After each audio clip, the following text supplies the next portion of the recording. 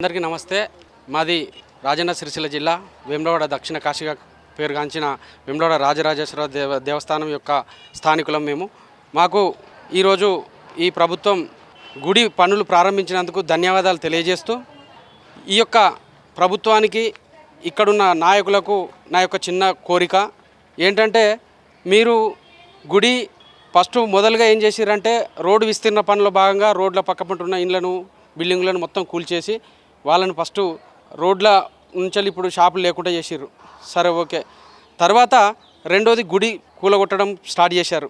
గుడి పునర్ప్రారంభం కోసం construction start చేద్దామని చెప్పి గుడి పనులు ప్రారంభించారు. రెండు ఏకాదాటిగా పనులు నడుచుకుంటా వాళ్ళందరూ ఇప్పుడు మేము దర్శనానికి లోపలికి వస్తుంటే అయోమయంగా చీకటిమయంగా ఉన్నది. లోపలికి వస్తుంటే నువ్వు రోడ్డు చేసి గుడి పనులు ప్రారంభిస్తే బాగుండేదో అని నా ఆలోచన. రెండోది ఏంటంటే, గుడి ఫస్ట్ గుడి పనులు ఎన్నటి వరకు పూర్తి చేస్తారు, రోడ్డు పనులు పూర్తి ఎప్పుడు చేస్తారు?